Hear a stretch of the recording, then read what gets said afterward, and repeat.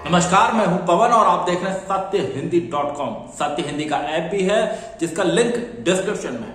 अब नजर डाल लेते हैं अब तक की तमाम बड़ी खबरों पर। देश में रेवड़ी कल्चर को लेकर चल रही बहस के बीच एक बार फिर प्रधानमंत्री नरेंद्र मोदी ने बयान दिया है। प्रधानमंत्री नरेंद्र मोदी ने बुधवार को कहा कि रेवड़ी कल्चर से देश आत्मनिर्भर नहीं बनेगा और स्वार्थ भरी नीतियां आत्मनिर्भर बनने की राह में रोड़ा हैं। उन्होंने कहा कि अगर राजनीति में ही स्वार्थ होगा तो कोई भी आकर पेट्रोल डीजल भी मुफ्त देने की घोषणा कर सकता है। ऐसे कदम हमारे बच्चों से उनका हक छीनेंगे और देश को आत्मनिर्भर बनने से रोकेंगे। दिल्ली के मुख्यमंत्री अरविंद केजरीवाल ने इसका जवाब देते हुए कहा कि आज़ादी के 75 साल के बाद भी अगर ये कहा जाएगा कि फ्री शिक्षा दिया जाना रेवड़ी है तो गरीबों के बच्चे शिक्षा के लिए कहाँ जाएंगे। उन्होंने कहा कि अगर ये कहा जाएगा कि सरकारी स्कूल बंद कर दो और प्राइवेट स्कूलों में शिक्षा होगी तो रिक्शा वाले और मजदूर का बच्चा कहाँ जाएगा।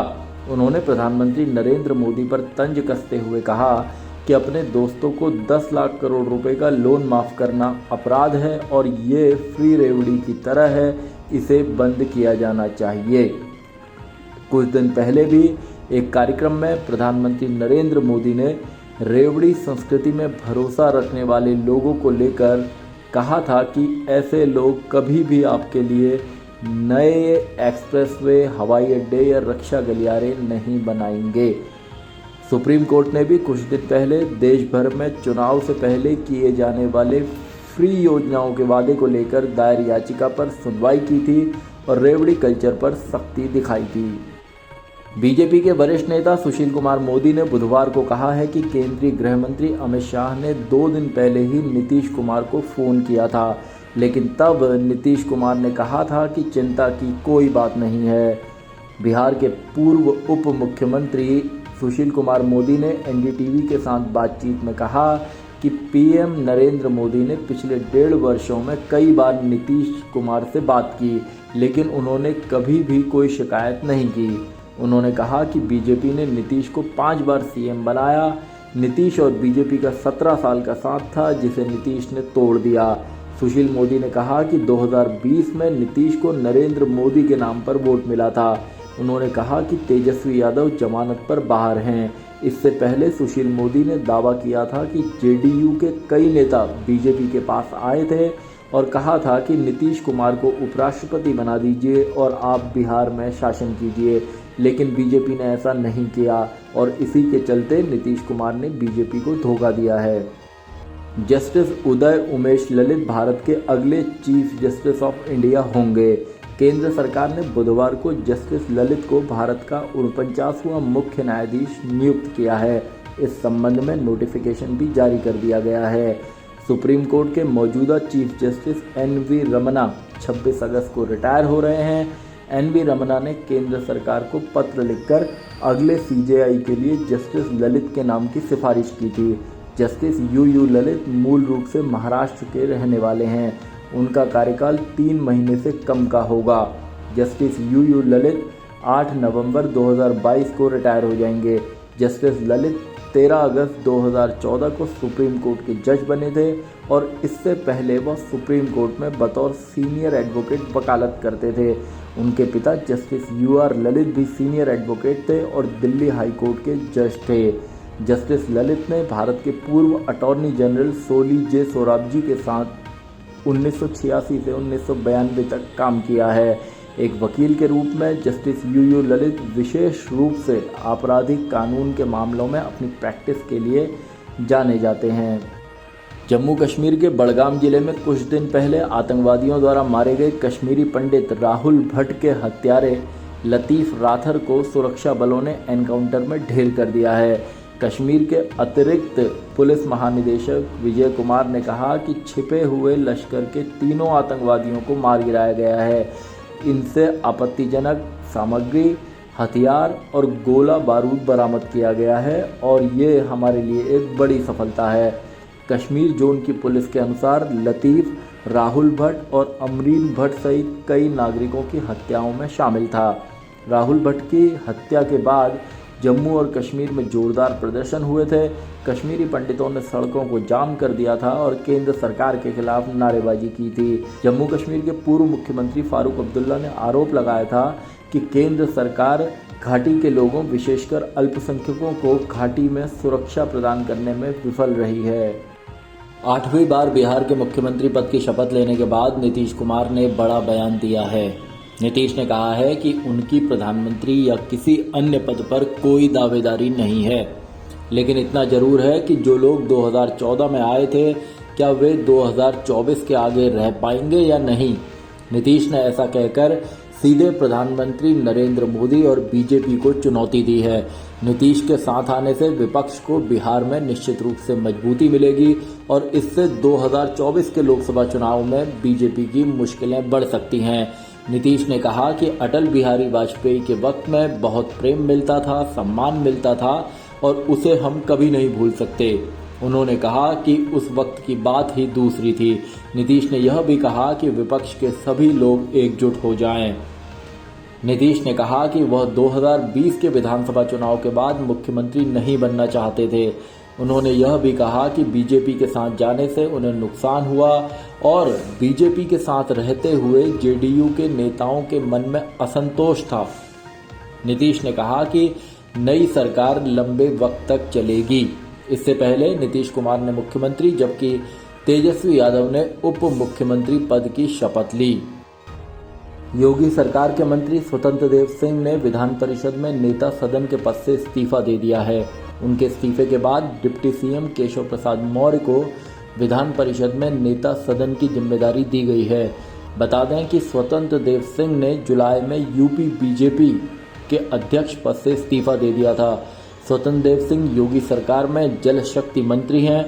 उन्हें 2019 में बीजेपी का प्रदेश अध्यक्ष बनाया गया था। उनके अध्यक्ष रहते हुए बीजेपी ने 2022 के विधानसभा चुनाव में सत्ता में वापसी की थी। दूसरी ओर केशव प्रसाद मौर्य विधानसभा चुनाव हार गए थे, लेकिन फिर भी उन्हें उप मुख्यमंत्री बनाया गया और अब विधान परिषद में नेता सदन की जिम्मेदारी देकर उनका कद और बढ़ाया गया है। हालांकि खबरें चल रही थी कि केशव प्रसाद मौर्य को फिर से उत्तर प्रदेश में बीजेपी का अध्यक्ष बनाया जा सकता है, लेकिन इस अहम जिम्मेदारी के मिलने के बाद अब ऐसा होना संभव नहीं है। मौर्य योगी सरकार में कई अहम विभागों की जिम्मेदारी संभाल रहे हैं।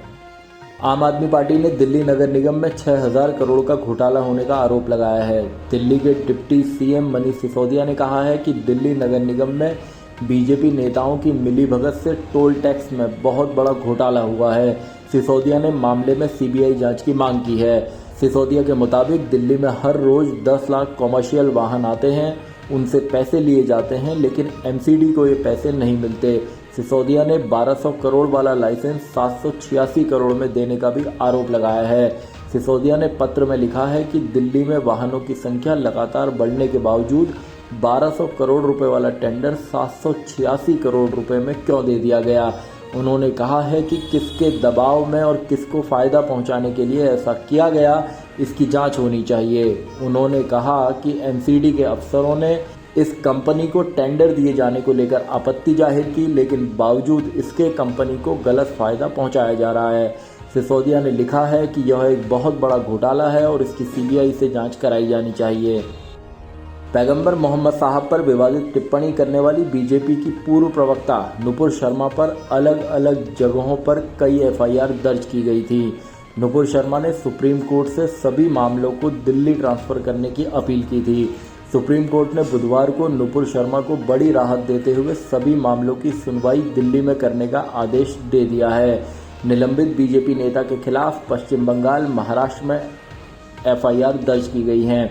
सुप्रीम कोर्ट ने उन्हें उनके खिलाफ दर्ज प्राथमिकियों को रद्द करने के लिए दिल्ली उच्च न्यायालय का दरवाजा खटखटाने की भी अनुमति दे दी है। नुपुर शर्मा ने अपनी याचिका में कहा था कि सुप्रीम कोर्ट के द्वारा की गई कड़ी टिप्पणियों के बाद उन्हें फिर से धमकियां मिल रही हैं। बता दें कि सुप्रीम कोर्ट ने 1 जुलाई को हुई सुनवाई के दौरान नुपुर शर्मा को जमकर लताड़ लगाई थी और कहा था कि उनका बयान बेहद ख़राब है और उन्हें इसके लिए पूरे देश से माफ़ी मांगनी चाहिए। अदालत ने कहा था कि किसी राष्ट्रीय राजनीतिक दल के प्रवक्ता होने की वजह से किसी को यह लाइसेंस नहीं मिल जाता कि वो इस तरह की बात कहे। नीतीश कुमार के द्वारा गठबंधन तोड़ने के फैसले के विरोध में बीजेपी ने पटना में प्रदर्शन किया और इस फैसले को जनता और जनादेश के साथ धोखा बताया। बीजेपी प्रदेश अध्यक्ष संजय जायसवाल, पूर्व केंद्रीय मंत्री राधा मोहन सिंह, पूर्व केंद्रीय मंत्री रविशंकर प्रसाद, रामकृपाल यादव, शाहनवाज हुसैन समेत तमाम वरिष्ठ नेताओं ने बीजेपी कार्यालय के बाहर धरना दिया। इस दौरान बीजेपी नेताओं ने नीतीश कुमार मुर्दाबाद के नारे लगाए और नई सरकार के गठन को लोकतंत्र के खिलाफ बताया। बीजेपी नेता रविशंकर प्रसाद ने पूछा कि नीतीश कुमार 2020 का चुनाव नरेंद्र मोदी की अगुवाई में जीते थे या नहीं। उन्होंने कहा कि जब नरेंद्र मोदी के नाम पर जीते थे तो आज बिहार के लोगों के समर्थन का अपमान क्यों किया गया है। बिहार बीजेपी के अध्यक्ष संजय जायसवाल ने कहा है कि नीतीश कुमार ने बीजेपी और बिहार की जनता के साथ धोखा किया है। बीजेपी सांसद वरुण गांधी ने एक बार फिर सरकार से सवाल पूछा है। वरुण गांधी ने मोदी सरकार के हर घर तिरंगा अभियान को लेकर एक वीडियो ट्वीट किया है। वरुण गांधी ने ट्वीट में कहा है कि आज़ादी की 75वीं वर्षगांठ का उत्सव गरीबों पर ही बोझ बन जाए तो दुर्भाग्यपूर्ण होगा। राशन कार्ड धारकों को या तिरंगा खरीदने पर मजबूर किया जा रहा है या उसके बदले उनके हिस्से का राशन काटा जा रहा है। हर भारतीय के हृदय में बसने वाले तिरंगे की कीमत गरीब का निवाला छीनकर वसूलना शर्मनाक है।